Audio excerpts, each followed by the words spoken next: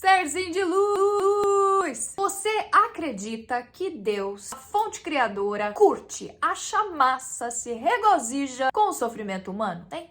Você acha que tem um cara lá no céu, olhando, falando, tem que sofrer mesmo? Você acredita nisso? Isso aí soa bem nos seus ouvidos quando você ouve essa ideia desse tipo de fonte criadora, de Deus ou de deusa, que olha pra você aí passando os perrengues, maledeto que você passa e curte a ideia? Isso soa legal pra você quando você ouve que Deus se agrada do seu sofrimento? Hã?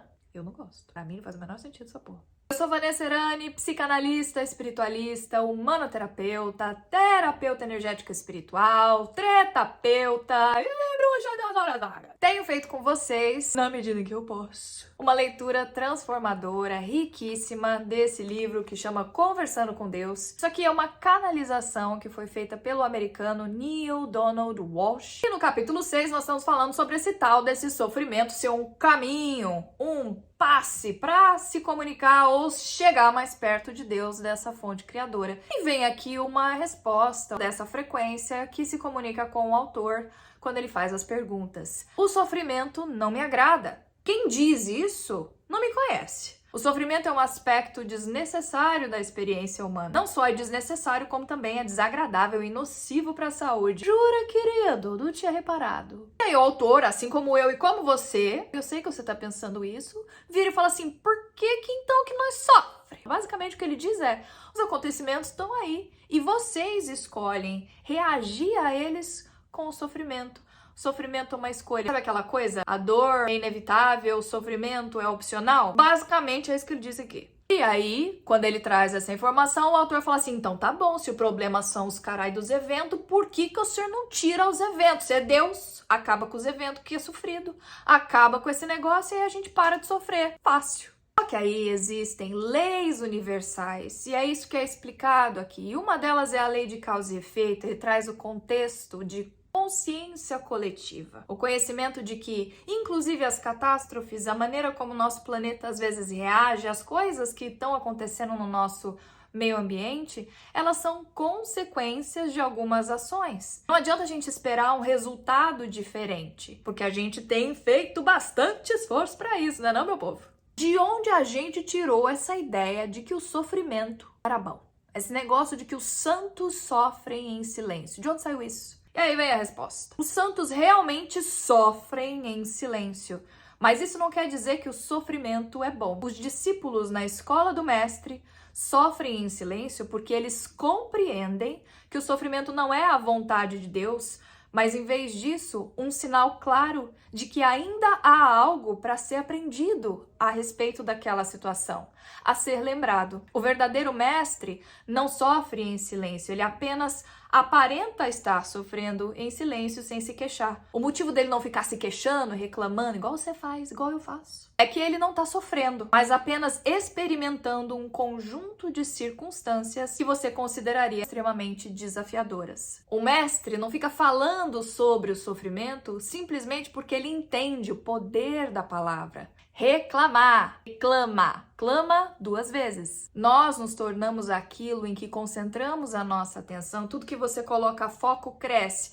O mestre tem clareza disso. O conhecimento original a respeito do sofrimento foi tão deturpado que agora muitos de vocês acreditam, e inclusive várias religiões de fato pregam isso, que o sofrimento é bom, e é alegria, e é ruim. Tá feliz, tá alegre, tá com tesão pela vida. Não tá muito. Fecha um pouco esses dentes. Portanto, vocês decidiram que se alguém tem câncer, por exemplo, mas se cala a esse respeito, ele é um santo. Tanto que se uma pessoa tem uma sexualidade aflorada, tá segura de si, enfim, uma pessoa é bem resolvida, e ela manifesta isso de maneira aberta, ela é pecadora, gente. Pervertido, tá ardendo no mármore do inferno, daqui a pouco, com certeza. Vocês preferem ver um homem morrendo num campo de batalha do que ver uma pessoa gozando da própria vida, sendo feliz dentro da própria pele, tendo tesão em viver. Eu não faço julgamentos, ele continua, mas vocês os fazem, de todos os tipos. São os seus julgamentos que os impedem de sentir a alegria e as suas expectativas excessivas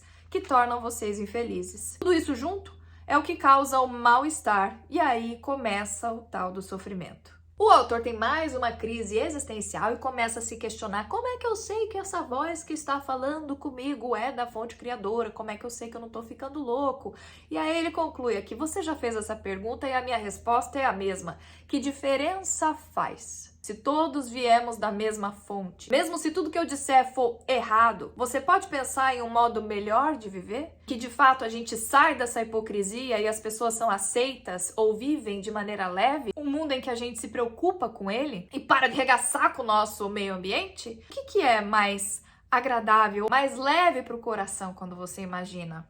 E ele segue: não acredita em nada do que eu falo, simplesmente viva e experimente isso. Depois vai e vive outro paradigma, qualquer outra coisa que você queira criar, qualquer outra coisa que você queira acreditar. Logo em seguida, olhe para a sua experiência para descobrir qual é a sua verdade. Faça testes, explore, navegue. É para isso que você está aqui, serzinho. Ele vem com uma frase batedeira. Um dia, se você tiver muita coragem, experimentará um mundo em que fazer amor será considerado melhor do que fazer guerra. Nesse dia, você se rejubilará e será feliz. Ao invés da gente ficar filosofando aqui que você não deveria sofrer, evitar viver o seu sofrimento, eu acho que a parte mais importante do que foi lido nesse capítulo ou do que ele traz aqui é: não associe a sua maneira de reagir às coisas a uma exigência ou expectativa da fonte criadora de Deus.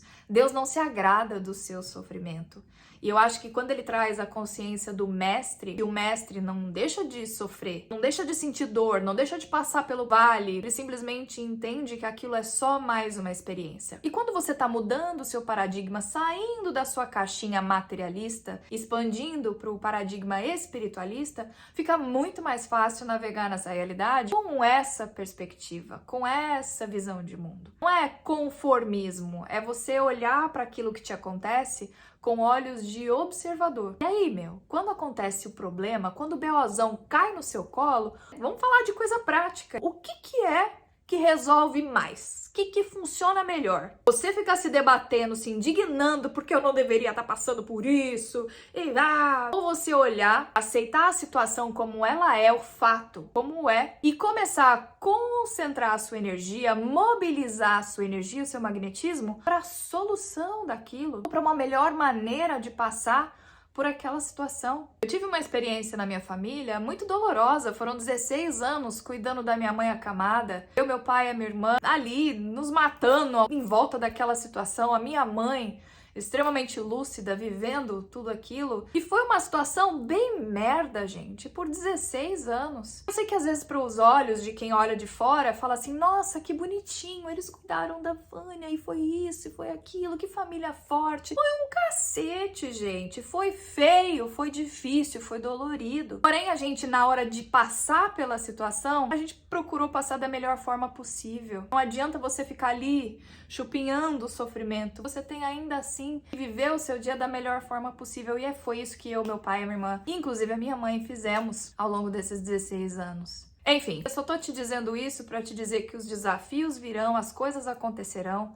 O sofrimento não é algo que te conecta com a fonte criadora, com Deus. Não se apegue a ele, não vai buscar esse trem de virar mártir da própria vida. Traz consciência, enxerga os fatos como eles são, encara os capeta de frente e concentra a sua energia na solução, na travessia, no como passar por aquela situação. Eu espero de todo o coração, serzinho de luz, que isso tenha feito sentido para você de alguma forma, que isso agregue na sua vida. Se você puder me dar um feedback, seria lindo, maravilhoso.